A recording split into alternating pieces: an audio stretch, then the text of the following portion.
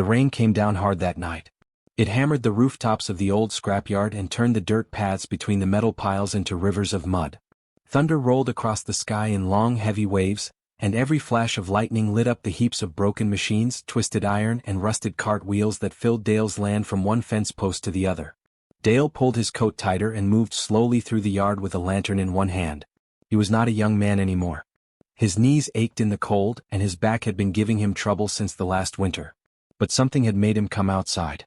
He could not explain it. He had been sitting by his fire, half asleep in his chair, when a feeling came over him, a pull like a hand tugging at his sleeve. So he had put on his boots, taken his lantern, and stepped out into the storm. He told himself he was checking the fence line. That was all. The wind pushed against him as he walked the narrow path between two tall piles of scrap. Old cartwheels leaned against broken plows. Sheets of bent iron were stacked unevenly, dripping with rain. Dale raised his lantern and swept the light left and right, squinting through the downpour. Then he stopped. There was a sound beneath the noise of the storm. Faint. Almost nothing. A small, wet sound like something breathing very slowly and with great effort. Dale turned toward the far corner of the yard, where a large pile of old metal had shifted during the last big storm and never been rest-tacked. Broken axles and bent gear pieces lay in a jumbled heap, half covered with a torn piece of canvas that now flapped uselessly in the wind. He moved toward the pile carefully, stepping over a length of rusted chain. The lantern light caught something. At first he thought it was a trick of the light. A shape beneath the twisted metal that did not belong. Something dark and small, pressed low against the wet ground, half hidden under a bent sheet of iron that had fallen at an angle and made a kind of low roof. Dale crouched down slowly, one knee in the mud, and held the lantern closer. He went very still. It was a dragon. A hatchling. Tiny compared to any dragon he had ever heard described. Its body was no longer than his arm from elbow to fingertip. Its scales were dark, the color of wet ash, and they lay flat against its skin in a way that told Dale the creature was cold. Very cold. Its wings were folded tight against its body, thin and delicate, with small tears along one edge, like paper that had been caught in something sharp. Its eyes were closed. Its chest moved. Barely. But it moved. Dale stayed crouched there for a long moment, rain soaking through his coat and running down the back of his neck. He stared at the hatchling. The hatchling did not stir. It was not sleeping the way a healthy creature sleeps. It was the sleep of something that had used up every last bit of strength it had and had nothing left. Dale had seen that kind of stillness before. In animals. In people. It was not a good sign. He knew what the law said. He knew it clearly. Dragons, even young ones, even dying ones, were to be reported to the Crown's wardens immediately. Any man found harboring one, hiding one, or giving one aid without written permission from the Crown could face a heavy fine. Or worse. The wardens did not ask many questions when it came to dragons. They had their orders and their orders were firm. Dale looked at the hatchling. It was so small. One of its front claws was curled loosely against the mud, no bigger than Dale's thumb. There was a cut along its side, between two scales, thin but dark with dried blood. Whatever had happened to it, however it had come to be buried under a heap of scrap iron in the middle of a rainstorm, it had not been a gentle journey. Dale reached out one rough hand and held it just above the hatchling's side, close enough to feel the faint warmth still coming off its scales. Then he pulled his hand back and stood up slowly. He looked out across the dark yard. The lantern light did not reach the fence. The road beyond it was invisible in the rain. There was no one out tonight. No warden walked a yard in a storm like this. No neighbor was watching through a window on a night when all sensible people were indoors by their fires. Dale looked down at the hatchling again. He thought about the law. He thought about the fine. He thought about the wardens and their questions. Then he thought about the way the hatchling's chest moved, that slow, struggling rise and fall, and the small cut along its side and the torn edges of its wings, and the way it had pressed itself into the lowest, most hidden corner of the scrap pile as if it had known, even in its last moments of strength, that it needed to find shelter. It had chosen his yard. Dale did not think about it any longer after that. He set the lantern down on a flat piece of iron, shrugged off his heavy coat, and laid it open on the ground beside the hatchling. Then, moving carefully and slowly, he reached beneath the broken sheet of iron and slid both hands under the small creature. It was lighter than he expected and cold but not yet gone. He lifted it gently and wrapped his coat around it. The hatchling did not wake. It did not move. Dale picked up his lantern and turned back toward the workshop. The rain kept falling. The thunder rolled. and Dale walked through the storm with a dragon hatchling pressed against his chest, wrapped in his old work coat, heading for the only warm place in the yard. He did not look back. Dale set the hatchling down on his old work table and pulled the lantern close. The workshop was small and warm.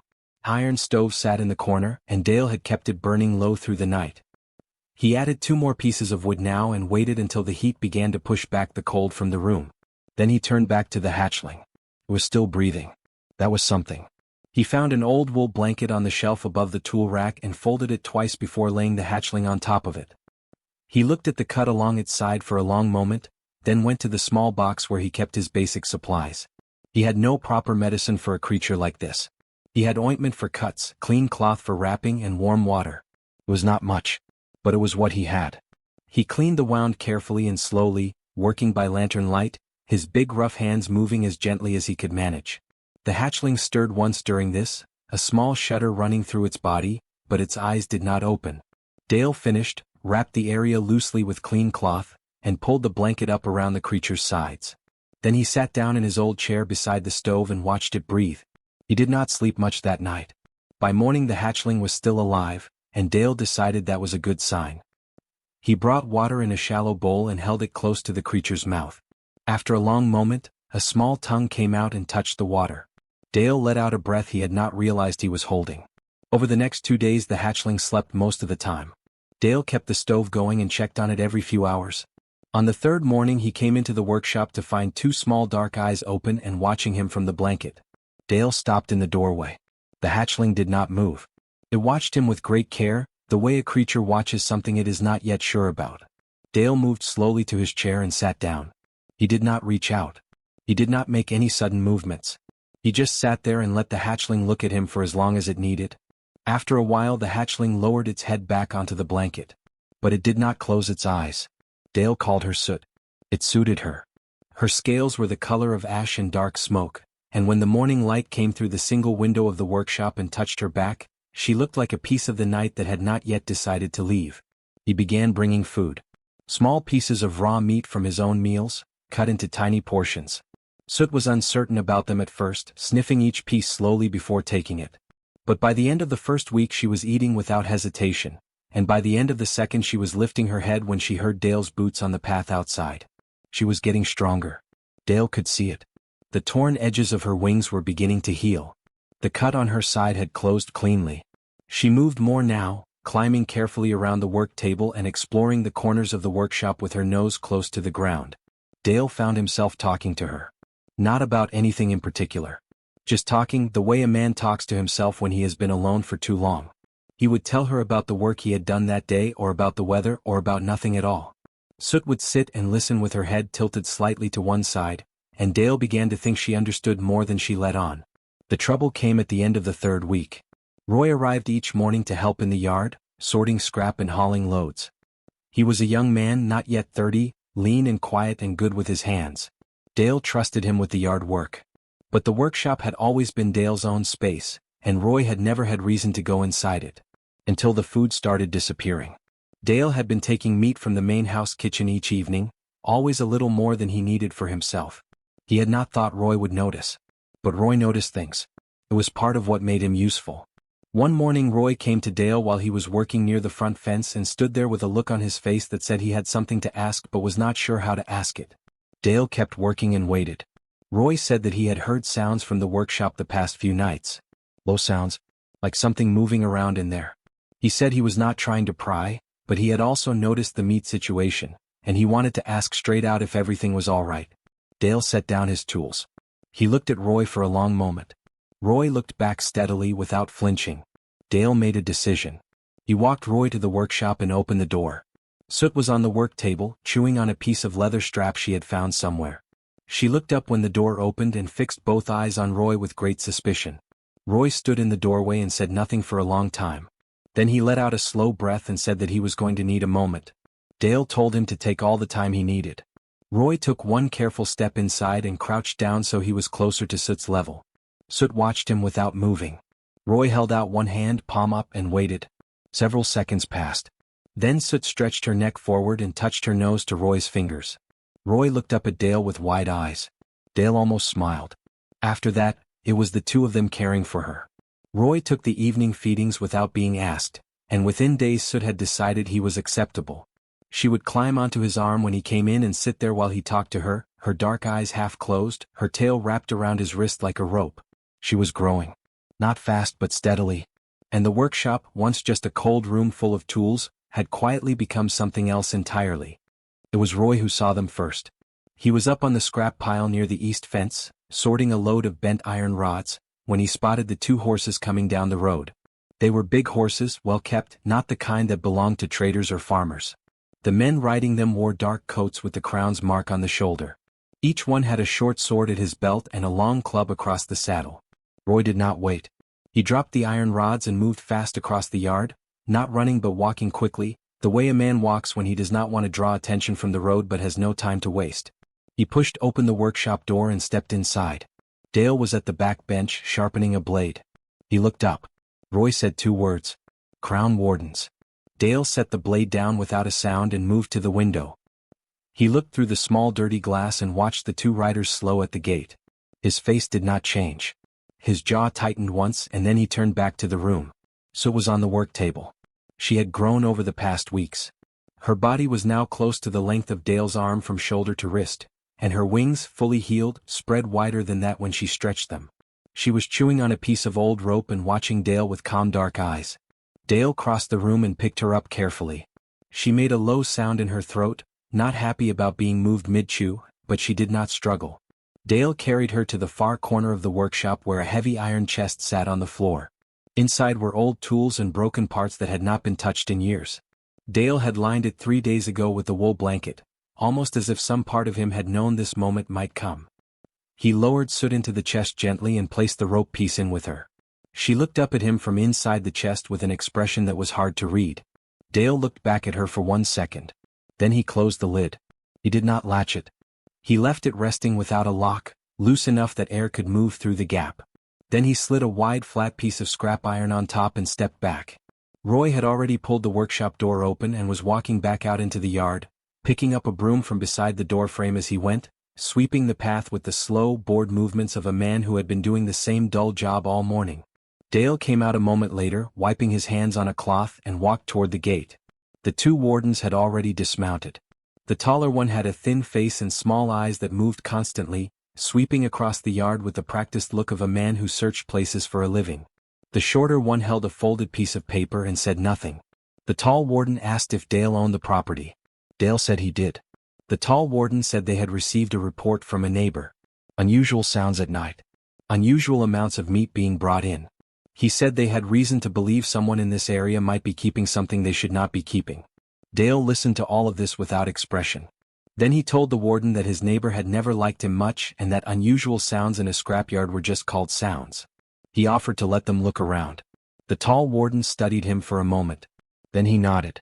They walked the yard for a long time. Dale followed at a short distance, saying nothing unless asked a direct question. Roy kept sweeping. The wardens moved between the scrap piles, looking behind stacks of iron, checking beneath canvas sheets, peering into the corners of the open storage sheds along the south fence. They reached the workshop. The tall warden pushed the door open and stepped inside. The shorter one followed. Dale stood in the doorway. The workshop looked like any workshop. Tools on the walls. A cold stove. A workbench with scraps of metal and a half-sharpened blade. The tall warden walked the length of it slowly, looking at the shelves, looking at the floor. His eyes moved to the iron chest in the corner. He walked toward it.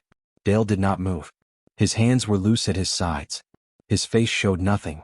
The tall warden crouched beside the chest and put his hand on the scrap iron resting on top. He began to lift it. From outside the workshop came a sudden loud crash. Metal hitting ground hard and fast. Every head turned. Roy was standing outside near a tall pile of scrap, looking down at a heap of iron rods that had apparently slid off the pile and scattered across the path. He looked up with an expression of pure annoyance and said something under his breath. The tall warden took his hand off the chest and straightened up. He walked to the door and looked at the mess on the path for a moment. Then he turned and gave the workshop one final look. His eyes passed over the iron chest without stopping. He said they were done. They left 5 minutes later, horses back on the road, coats disappearing around the bend. Dale did not move until the sound of hooves was completely gone. Then he went back into the workshop and lifted the scrap iron off the chest and opened the lid. Soot looked up at him, rope still in her mouth, entirely unbothered. Dale let out a long, slow breath. Roy appeared in the doorway. He was not quite smiling but close to it. Dale told him that was a stupid thing to do with those rods. Roy said it had worked. Dale had nothing to say to that. He reached down and lifted Soot out of the chest and set her on the bench. She immediately went back to the rope. Dale watched her for a moment, and then his eye caught something he had not noticed before. Along her left side, just beneath the edge of her folded wing, where the scales were slightly lighter in color, there was a mark. It was not a scar and it was not a natural pattern. It was too clean and too deliberate for that. A shape pressed into the scales the way a seal is pressed into wax. Small but clear. Roy had seen it too. He had come to stand beside Dale and was looking at the same spot. Roy asked quietly what that mark was. Dale did not answer right away. He leaned closer, studying the shape. It was a circle with a line through it, and around the edge were smaller markings that looked almost like old letters. Dale straightened up slowly. He said he did not know exactly. But he said it looked like a clan mark. The kind dragon lords used to identify what was theirs. Roy was quiet for a moment. Then he asked in a low voice if that meant someone was looking for her. Dale looked at Soot. She had stopped chewing the rope and was looking back at him with her dark, steady eyes. Dale said he thought it probably did. The workshop was very quiet after that. Dale did not sleep that night. He sat in his chair beside the cold stove and watched Soot sleep on the work table, curled tight into herself, her wings folded flat, her breathing slow and even. The clan mark on her side caught the faint light from the dying lantern and held it for a moment before the flame went too low. Dale looked at that mark for a long time. He had lived long enough to know that some things once set in motion could not be stopped. He had made his choice the night of the storm. He had made it again every morning since, every time he opened that workshop door and fed her and talked to her and watched her grow. A man did not get to make those choices and then walk away from what came after. He was still sitting in the chair when the sky outside the window began to go from black to dark gray. That was when he felt it. It was not a sound at first. It was a pressure. A weight in the air like the moment before a very large storm breaks. The lantern flame bent sideways without any wind to move it. The tools hanging on the wall gave a faint rattle. Soot's eyes came open instantly, wide and fixed on the ceiling, and she went completely still in the way that animals go still when they sense something vast moving nearby. Then came the sound. A deep, slow beat. Regular. Like a drum being struck once every few seconds. Growing louder. Dale stood up. He did not wake Roy. This was not Roy's moment to stand in. Dale took his coat from the hook by the door, put it on, and stepped outside into the cold gray morning. The sky was lighter in the east, a thin pale line sitting above the hills. The yard was silent. The scrap pile stood dark and still. Dale walked slowly to the center of the open ground between the workshop and the gate and stopped there. He looked up. The shape came out of the low clouds above the east hills. It was enormous. Even at that distance Dale could see the size of it, the way it blocked out a portion of the pale sky simply by being there. Its wings were vast and dark, spreading wide with each slow beat, and its body was long and heavy in the way that old things are heavy, carrying the weight of many years in every movement. It descended in a wide circle above the yard, dropping lower with each pass. The air moved with each beat of its wings, pushing down against the ground, bending the canvas sheets along the fence, rattling the loose iron against the scrap piles. Dale stood still and watched it come down. The dragon landed 20 feet in front of him. The ground shook once, hard, when its feet touched the earth. It folded its wings slowly, each one larger than the roof of Dale's workshop. Its scales were deep gray, the color of old stone, and each one was thick and ridged with age. Its head was massive, and it lowered that head now on its long neck until its eyes were level with Dale's face. Those eyes were amber. Pale and clear and very old. They looked at Dale the way a man looks at something written in a language he is in the process of reading. Dale did not step back. He did not raise his hands. He stood exactly where he was and looked back. The dragon's voice, when it came, was not loud. That surprised Dale. He had expected something that shook the walls. Instead it was low and even, like a sound made deep underground, traveling up through the earth and arriving in the air already heavy with age. It said one word. A name. So, Dale said yes. The amber eyes did not move from his face. The dragon asked how the hatchling had come to be in this place. Dale told him. He told him plainly and without decoration, the way he would tell any man the truth. He described the night of the storm. The sound beneath the scrap pile. The hatchling buried under the bent iron, half frozen and barely breathing. The cut on her side. The torn wings. He described carrying her inside and the long first night beside the stove and the shallow bowl of water and the small tongue that came out to drink. He told the dragon about the weeks that followed. The meat. The wool blanket. The slow healing. He told him about Roy and how Roy had come into it and how the wardens had come and gone. He did not leave anything out. He did not make himself sound better than he was or pretend that he had not been afraid or that he had not thought about the law and what it said. He simply described what had happened and what he had done and why. When he finished, the yard was completely quiet. The dragon had not moved during any of it. Not once. Those amber eyes had stayed fixed on Dale's face for every word, reading him the way very old and very intelligent things read the creatures standing before them, looking past the words and into the place where the truth lives or doesn't. The silence stretched long. Dale held it. He did not fill it with more words. He had said what was true. There was nothing to add to the truth.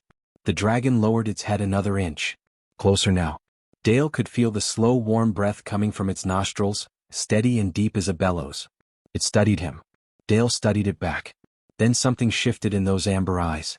Not softness exactly. Something older than softness. Something that looked, if Dale had to find a word for it, like recognition. The dragon straightened its neck slowly. It said that a man who lies does so with his eyes before his mouth. It said that Dale's eyes had not moved from its own for the entire time he had spoken. Then it said that it was called Grath. Dale said his own name in return. Grath looked at the workshop door. He looked at it for a long moment. Then he looked back at Dale and said that he would hear what came next before he decided anything. Dale nodded once. He turned and walked to the workshop and opened the door. Soot heard the door open and lifted her head. She was on the work table where she always slept, curled on the wool blanket, her dark wings folded close. She looked at Dale when he stepped inside.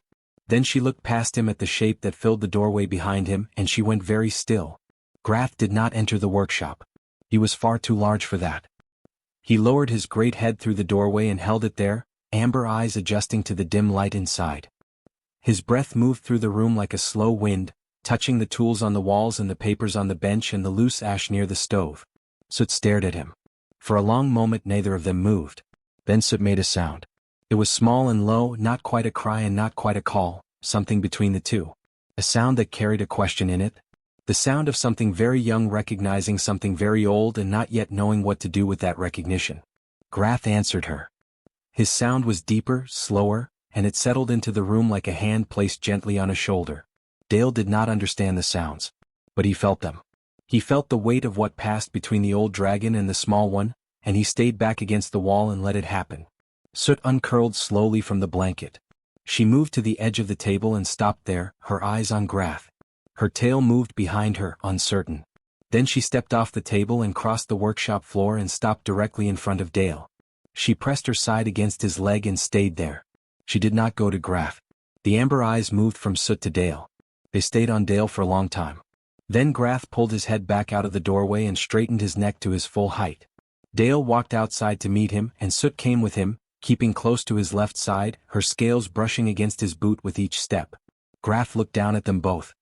He spoke slowly, each word given its full weight, as though he had considered every one of them before allowing it out. He said that when a hatchling is lost and chooses a place to fall, the choosing is not random. He said that among his kind it had been known for a very long time that hatchlings in distress do not simply collapse anywhere. Something in them reaches, even in the last moments of strength, for the place and the presence that will not harm them. He said this was not something that could be taught. It was something that lived in the blood. He said that Soot had reached for Dale. Dale said nothing. He looked at Soot beside his leg and then back up at Grath. Grath continued. He said that by the old law, the law that had existed among dragon clans since long before the crown or its wardens or any human kingdom had drawn a single border on a map, a bond formed in that way was sacred. It could not be dismissed. It could not be undone by titles or decrees or the opinions of men who had not been present when it happened. The hatchling had chosen. The law recognized the choosing. He said that left one matter to settle. His eyes came to rest on Dale with great steadiness.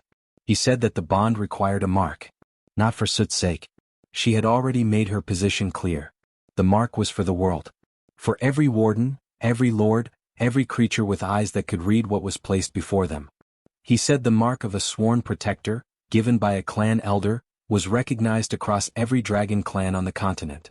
He said that no one who knew what that mark meant would bring harm to the one who carried it or to anything under that person's protection. He asked Dale if he understood what he was being offered. Dale thought about it for a moment. He was an old man with a worn scrapyard and aching knees and a back that troubled him in cold weather. He was not a warrior or a lord or anyone that the world had ever considered important. He had simply done what had seemed right on a bad night in a storm. He told Grath that he understood. Grath lowered his head until it was level with Dale's right hand. He exhaled once, slow and controlled, and the breath that came out was not cold.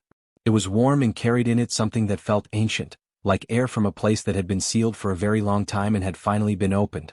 The mark appeared on the back of Dale's right hand. It did not hurt. It felt like pressure and then warmth and then it was simply there. A clean shape pressed into his skin, dark and precise, the same circle and line that Dale had seen on soot scales, but larger and surrounded by the older markings that made it official and complete. Dale looked at it for a moment. Then he lowered his hand. Grath straightened up. He spread his great wings slowly, and the air in the yard moved outward from him in all directions. He looked at Soot one final time. Soot looked back at him without moving from Dale's side. Something passed between them again. Brief and quiet. And then Soot turned her head away and pressed closer to Dale's leg. Grath made a sound low in his chest. It was not unhappy. It was the sound of something settled. Something finished in the right way. Then he lifted from the ground. The yard shook once beneath the force of his wings. The scrap piles rattled and the loose canvas snapped against the fence posts and the lantern above the workshop door swung hard on its hook. Dale stood still through all of it, one hand at his side bearing a mark that had not existed an hour ago, and watched the great shape rise into the pale morning sky. Roy appeared beside him.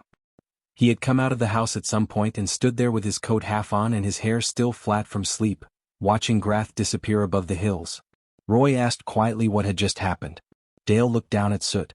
She was sitting on his boot now, which she had never done before, her tail wrapped once around his ankle, her dark eyes watching the sky where Grath had gone. Dale looked at the mark on his hand. Then he looked out at his yard. The bent iron and the rust and the mud paths and the old fence that needed 2 new posts before winter. The same yard it had always been. Worn and small and forgotten by anyone who mattered. Except it was not forgotten anymore. Dale told Roy that everything was all right. He reached down and let Soot climb onto his arm. She settled there with her wings folded and her chin resting on his wrist, and Dale turned and walked back toward the workshop. The morning was cold and pale and quiet. And the old scrapyard for the first time in a long time, felt like something worth protecting.